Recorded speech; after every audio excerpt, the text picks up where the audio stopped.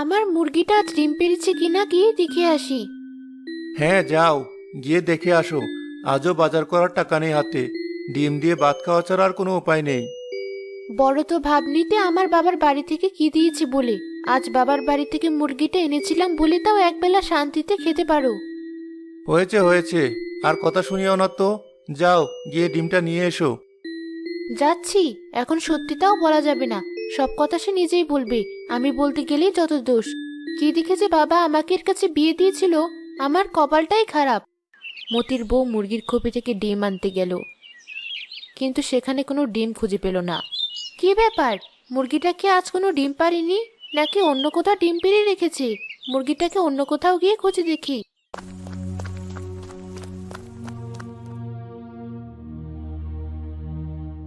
কি হলো? আমার বউ হঠাৎ চিৎকার দিল কেন এত জোরে? ডিম নিতে গিয়ে মুরগির ঠোকর খেলো নাকি? আমার মুরগি, আমার মুরগিটার এমন অবস্থা কিভাবে হতে দিলে উপরওয়ালা? কি হয়েছে তোমার? এভাবে চিৎকার দিলে কেন? ডিমটা ভেঙে ফেলেছো? একটা কাজও ঠিকমতো হয় না তোমাকে দিয়ে। তুমি একটু চুপ করবে? সামনে তাকিয়ে দেখো কি হয়েছে। এ কি? এটা আমাদের মুরগির রানী না? হ্যাঁ, শিয়াল এসে আমাদের মুরগিকে ধরে নিয়ে যেতে ধরেছিল। আমার চিৎকার শুনে রানীকে ফেলে রেখে চলে গেছে, কিন্তু রানী তো মরে গেছে। এখন কি হবে? কি আর হবে? আগে প্রতিদিন তাও একটা করে ডিম খেতে পারতাম, এখন সেটাও বাদ দিতে হবে। যাও, মুরগিটাকে নিয়ে এসে রাধা শুরু করো। ওটাকেই 2-3 দিন চলাতে হবে। তারপর দেখে অন্য কোনো উপায় খুঁজে বের করা যায় কিনা।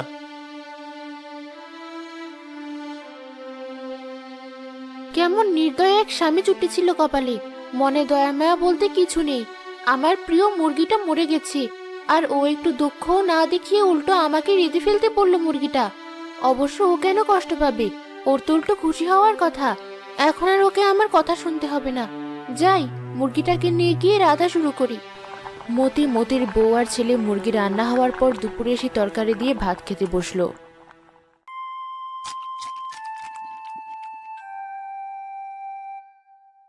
মা, তরকারিটা খুব মজা হয়েছে, কিন্তু তুমি মাংস কোথায় পেলে? আজ কতদিন পর মাংস দিয়ে ভাত খাচ্ছি আমরা। পাপা বুঝি আজ অনেক টাকা পেয়েছে, আর ওই টাকা দিয়ে মুরগি কিনে এনেছে। আজকে দিনটা অনেক ভালো মা। ভালো নাকি ছাই, আমাদের যে একটা ডিম পাড়া মুরগি ছিল ওটাই আজ রেঁধে ফেলেছি। তার মানে আমি এখন রানীর মাংস দিয়ে ভাত খাচ্ছি? তুমি এই কাজ কেন করলে মা? ওর ডিম দিয়ে ভাত খেয়ে তো আমরা ভালো ছিলাম, কিন্তু তুমি ওকেই মেরে ফেললে। আরে, তোর মা ইচ্ছা করে মারেনি তোর রানীকে। একটা শিয়াল এসে আমাদের রানীকে মেরে ফেলেছে। তাও ভাগ্যিস তোর মা সময় মতো দেখে ফেলেছে, নয়তো শিয়াল রানীকে খেয়ে ফেলতো। আর আজ রানীর মাংস দিয়েও ভাত খেতে পারতি না তুই। রানী, তুই আমাদের ক্ষমা করে দিস। সারা জীবন তুই আমাদের জন্য কষ্ট করে ডিম পেড়ে গেলি, শেষমেশ তোকে একটা শিয়ালের হাতে মরতে হলো। এখন উপায় না পেয়ে আমাদেরকে আবার তোরই মাংস খেতে হচ্ছে। আমার সত্যিই খুব খারাপ লাগছে। মুরগি তো এটা সেই কখনই মরে গেছে। তুই কার প্রতি দরদ দেখাচ্ছিস এত? আর বেঁচে থাকলেও তো ওই মুরগি বুঝতো না তোর কথা। যত সব ঢং। তুমি চুপ করো। তুমি কি বুঝবে পোষা প্রাণীর প্রতি ভালোবাসা? পারো তো শুধু বসে বসে নিজের পেট ভরতে। কৃতজ্ঞতা বলতে কিছু নেই। তা তোমাদের এত কৃতজ্ঞতা থাকলে রানীকে খাচ্ছ কেন? ওকে মাটিতে পুঁতে ফেললেই পারতে। তা কেন করব? রানীকে তো খাওয়ার জন্যই পেলেছি এতদিন। ওর ডিম খেয়েছি, এখন যদি ওকে না খায় ও কষ্ট পাবে, তাই খাচ্ছি। হে বাবা, রানী কত সুস্বাদু ছিল খেতে, আমরা ওকে খেয়ে এটাই বোঝাচ্ছি। তোদের বোঝ তোরা নিয়ে থাক, আমি ওসব পাগলামি চক্করে পড়বো না। আমি বাইরে গিয়ে দেখি মন্ডল সাহেবের বাড়িতে কোনো কাজ আছে কিনা।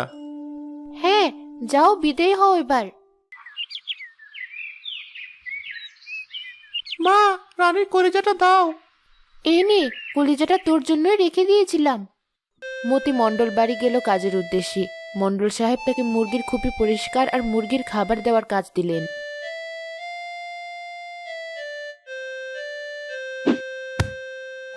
সেই সকাল থেকে সারাদিন এক মুরগির চক্করে পড়ে আছি। এখানে এসে ওই মুরগির পেছনেই পড়ে থাকতে হচ্ছে। কোথায় যে যাব আমি? মুরগিগুলোও দেখি ভীষণ খারাপ, আমাকে ঠোকরাচ্ছে। তোদের একটাকেও খাবার দিব না আমি। তারপর দেখবো তোদের গায়ের তেজ। কে মতে, দাঁড়িয়ে আছো যে? তোমার কাজ শেষ হয়েছে? জি না সাহেব, মুরগিগুলোকে পেট ভরে খাওয়াচ্ছিলাম যেন বেশি বেশি ডিম পারে। ওদের খাওয়ানো শেষ হয়ে গেলেই ডিমগুলো তুলে ঘরটা পরিষ্কার করে ফেলবো। ঠিক আছে, তাড়াতাড়ি করো। আর দেখো আমার মুরগিগুলো যেন ঠিক মতো থাকে, ভয় পেয়ে যেন এদিক সেদিক দৌড় না দেয়। ওরা আমার অনেক শখের পালা মুরগি। জি সাহেব, কোনো চিন্তা করবেন না, ওদেরকে নিজের সন্তানের মতো খেয়াল রাখবো আমি। আচ্ছা, তাহলে তো ভালোই, আমি চললাম। জি, আপনি নিশ্চিন্ত থাকতে পারেন মন্ডল সাহেব। যাক, অবশেষে সাহেব চলে গেছে। বুঝলাম না, ইদানিং এই গ্রামের সবার মুরগিদের প্রতি ভালোবাসা উতলে পড়ছে নাকি। এখন আবার এগুলো সব বিষটা পরিষ্কার করতে হবে, কি এক যন্ত্রণা। রানী নেই বলে উঠোনটা কেমন খালি খালি লাগছে। কেন যে ওকে দিয়ে কটা বাচ্চা ফুটালাম না, তাহলে আর এখন আফসোস করা লাগতো না। অবশ্য নিজেকে দোষ দিয়ে কি লাভ, ওর ছোট একটা ডিম প্রতিদিন 3 ভাগ করে খেতাম আমরা। ডিম বাঁচলে তো বাচ্চা ফুটবো, কটা মুরগি কেনার সামর্থ্য তো হবে না। গাছেও যদি ডিম ধরা শুরু করতো, তাহলে হয়তো এই সংসারের অভাব একটু পূরণ হতো। সবগুলো ডিম প্রায় তোলা শেষ, শুধু আরেকটা ডিম তোলা বাকি আছে। মতি শেষ ডিমটা তুলতে গিয়ে দেখলো এই ডিম দেখতে অন্য সব ডিমের মতো না, অন্য রকম ডিম, তার উপর বিভিন্ন রকমের কারুকাজ করা। ব্যাপার কি, ডিমটাতে কেউ রং করেছে নাকি? এমন অদ্ভুত ডিম তো আগে কখনো দেখিনি।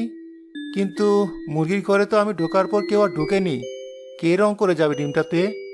তবে যাই হোক না কেন, ডিমটা কিন্তু দেখতে বেশ সুন্দর, আর আকারেও বেশ বড় সড়ো। এক কাজ করি, এটা লুকিয়ে চুপচাপ আমার বাড়িতে নিয়ে যাই, আমার বউ আর ছেলে দেখলে অনেক খুশি হবে।